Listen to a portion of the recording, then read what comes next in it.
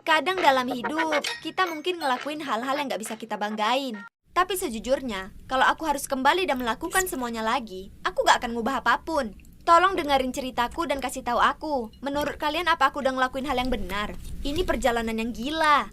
Namaku Delila, dan aku tumbuh sebagai anak yatim piatu. Pas aku umur 5 tahun, orang tuaku ditangkap karena mereka anggota mafia.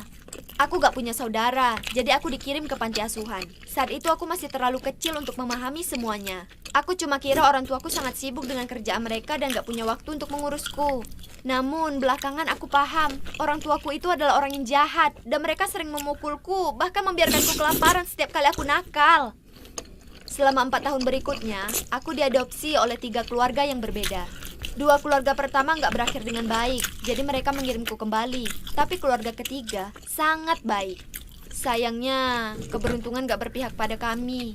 Terjadi kecelakaan mobil. Aku cukup beruntung bisa selamat, namun orang tua angkatku nggak selamat. Aku sangat terpukul dan dikirim kembali ke panti asuhan. Aku gak ngerti, kenapa aku sangat gak beruntung. Rasanya alam semesta sedang menghukumku. Tahun-tahun pun berlalu dan gak ada keluarga lain yang mengadopsiku. Jadi pas aku berusia 18, aku pergi dan memutuskan untuk mulai hidup sendiri. Tapi itu gak mudah. Aku gak punya pendidikan dan aku gak bisa nemuin kerjaan yang layak. Aku banyak ngelakuin kerjaan serabutan, kayak ngantar pizza, membagikan brosur, dan juga kerja di supermarket bentar. Uangnya nggak pernah cukup, dan aku benci mengakuinya, tapi kadang-kadang aku nyuri belanjaan dari tempat kerja. Namun, saat aku ketahuan, tentu saja mereka memecatku. Ini menyebalkan. Gimana bisa aku bertahan sampai besok dengan $2 di dompetku sekarang? Aku menceritakan kepada rekan kerjaku Casey tentang betapa menyedihkannya hidup tanpa pekerjaan itu. Lalu Casey cuma menyeringai padaku dan berkata dia tahu cara lain agar bisa ngasilin uang. Dia bilang itu hanya sekali dan akan beresiko. Tapi uangnya cukup untuk bertahan selama bertahun-tahun. Aku sangat ingin mendengar lebih banyak. Tapi kalian gak akan percaya apa itu. Tugasnya adalah menculik putri dari keluarga kaya dan kemudian meminta uang tebusan. Casey bilang yang harus kulakukan hanyalah merawat anak itu selama beberapa hari di gudang yang ditinggalkan. Dan ketika orang tuanya membayar uang tebusan, mereka akan mengirim anak itu kembali dan aku bebas pergi dengan semua uangku. Maksudku, kedengarannya mudah, kan? Bukan berarti aku benar-benar menculiknya. Aku cuma merawatnya selama beberapa hari. Lebih seperti pengasuh anak. Jadi, gak ada yang salah, ya kan? Gadis kecil itu bernama Lisa dan baru berusia 2 tahun. Orang tuanya, Tuan dan Nyonya Taylor, terkenal dan mereka sangat kaya. Rencananya sebenarnya sangat sederhana. Setiap hari Minggu, pengasuhnya membawanya ke taman bermain, dan di sanalah dia akan diculik. Kalian mungkin bertanya-tanya apakah ini berhasil. Ya, aku masih belum dipenjara sampai saat ini, jadi begitulah. Aku lagi nunggu di gudang dan mereka mengantarkan Lisa kepadaku. Sekarang, yang harus kami lakukan hanyalah menunggu. Gudang itu cukup kumuh, tapi cukup untuk bertahan hidup. Dan awalnya Lisa selalu menangis dan aku beneran gak tahu gimana bisa hentiinnya. Jadi aku coba untuk muterin Baby Shark di YouTube. Percaya atau enggak, ini berhasil dan dia langsung berhenti nangis. Namun malamnya Casey nelpon dan bilang orang tua Lisa gak mau membayar dan polisi akan ikut terlibat. Ya ampun, jadi sekarang apa? Mereka gak bisa meninggalkanku begitu aja di sini bersama anak ini. Satu-satunya pilihan yang terpikirkan oleh Casey adalah aku dan Lisa harus sembunyi di peternakan kakek nenek Casey selama beberapa tahun. Lalu ketika kasusnya mereda dan semua orang udah ngelupainnya, kita bisa meninggalkan Lisa di kantor polisi. Ini gila. Tapi pilihan apa lagi yang aku punya? Wajah Lisa kini terpampang di setiap surat kabar dan di halaman web. Dan juga belum lagi fakta bahwa aku gak tahu apa-apa tentang membesarkan anak. Ini sebuah bencana.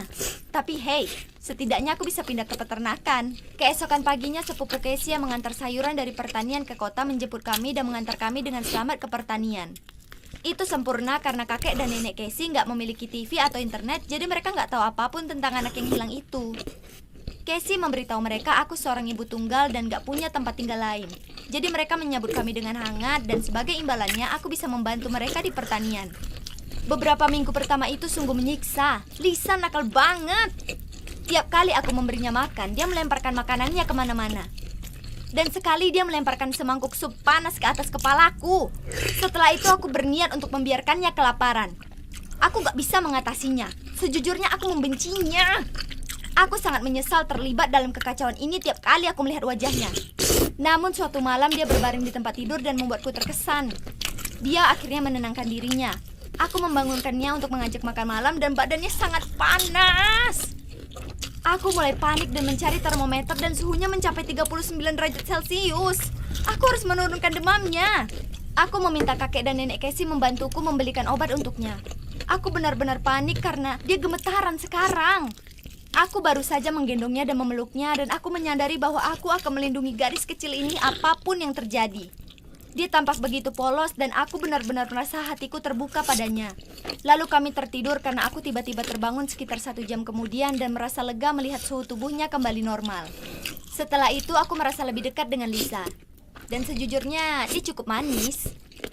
Gak lama dari itu aku membuatkan gaun kecilnya dan memasak makanan kesukaannya. Kami sebenarnya memiliki banyak kesamaan. Kami berdua suka mac and cheese, membenci wortel, dan kecanduan dengan coklat. Gak lama kemudian 1 tahun berlalu dan Lisa udah bisa mulai bicara. Dan dia kemudian mulai bernyanyi dan astaga, dia adalah makhluk yang paling menggemaskan di dunia. Lalu suatu hari dia menoleh ke arahku dan berkata, "Mama, aku hampir menangis dan aku merasa sangat bahagia." Tapi ini gak benar. Aku harus mengembalikan Lisa pada orang tuanya. Dia gak pantas hidup jauh dari mereka, kayak yang kualami dengan orang tuaku. Jadi aku melakukan hal yang gila. Aku melihat orang tua Lisa sedang mencari pembantu paruh waktu. Aku menggunakan nama palsu dan melamar pekerjaan itu. Aku mau lihat apakah aman untuk mengembalikan Lisa tanpa ketahuan. Namun terlihat jelas bahwa ada sesuatu yang gak beres. Mereka bahkan gak merindukannya. Maksudku, bayangkan anak kalian diculik. Kalian pasti akan menangis, bukan? Tapi keluarga ini berbeda. Tampaknya yang mereka lakukan hanyalah bekerja. Sangat mudah untuk menyelinap di sekitar rumah mereka. Mereka berangkat kerja jam 9 setiap pagi dan baru kembali jam 7 malam. Satu-satunya orang yang harus kuwaspadai adalah Nyonya Garcia, pengurus rumah tangga. Suatu hari aku sedang mencari Lisa untuk melihat apakah aku bisa mendapatkan beberapa mainannya, tapi aku gak bisa menemukannya dimanapun. Gak ada satupun ruangan yang tampak kayak punya anak berusia 2 tahun. Apa mereka udah merapikan kamarnya? Langsung kehilangan harapan. Jadi aku memutuskan untuk mencari di ruang bawah tanah dan jackpot. Aku menemukan sekotak penuh mainan, tapi itu bukan satu-satunya hal yang ada di sana. Ada juga foto yang kusut. Aku penasaran dan membuka lipatannya dan melihat seorang gadis kecil di foto.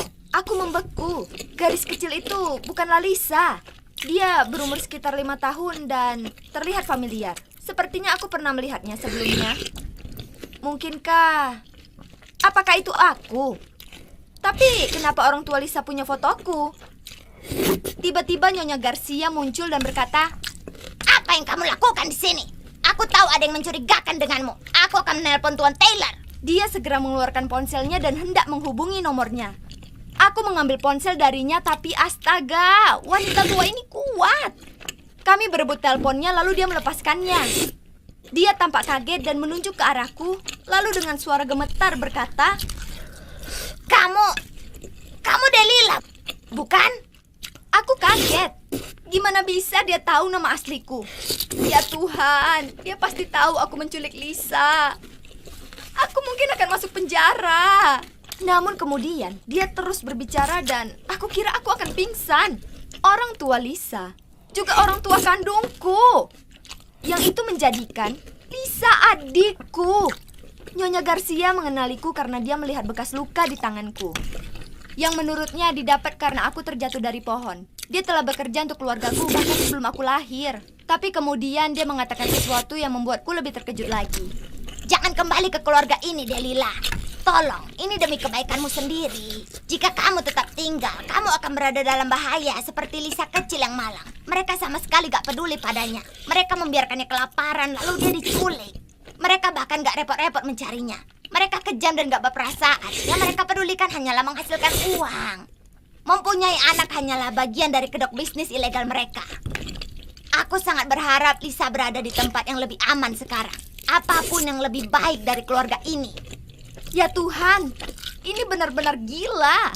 Setelah bertahun-tahun, akhirnya aku menemukan orang tuaku. Tapi jauh di lubuk hatiku, aku tahu Nyonya Garcia benar. Jika Lisa dan aku kembali, hidup kami akan seperti neraka. Sebelum aku meninggalkan ruangan, aku menanyakan satu pertanyaan terakhir pada Nyonya Garcia. Apa orang tuaku mencariku saat mereka keluar dari penjara? Nyonya Garcia menggelengkan kepalanya dengan sedih. Jujur aja, aku udah tahu jawabannya bahkan sebelum aku nanya.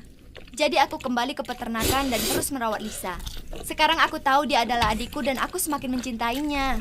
Dan aku berjanji aku akan memberikan kehidupan yang layak dia dapatkan. Udah 10 tahun sekarang dan kami melakukannya dengan baik. Orang tua kami emang melakukan sedikit pencarian untuk Lisa, tapi hanya sebulan. Lalu mereka menyerah. Nyonya Garcia benar. Mereka nggak peduli pada Lisa atau aku. Ketika udah merasa aman, Lisa dan aku pindah ke Kanada. Aku mulai bekerja di beberapa tempat berbeda dan aku bahkan mengambil beberapa kelas. Ternyata aku punya minat terhadap tanaman dan aku berterima kasih karena udah dikasih kesempatan untuk bekerja di pertanian. Jadi aku membuka toko tanaman kecil dan bisnisnya berjalan dengan baik. Lisa adalah motivasiku dan dialah alasan aku bekerja keras dan terus berjuang untuk hidup kami. Dan sekarang kami lebih bahagia dari sebelumnya. Saat Lisa berusia 18 tahun, aku akan menceritakan segalanya padanya. Tapi untuk saat ini, aku akan membiarkan Lisa berpikir bahwa orang tua kami bukanlah orang jahat dan mereka hanya sibuk bekerja di negara lain. Jadi apa yang kalian pikirkan? Apa kalian setuju aku melakukan hal yang benar? Aku pikir aku sudah melakukannya.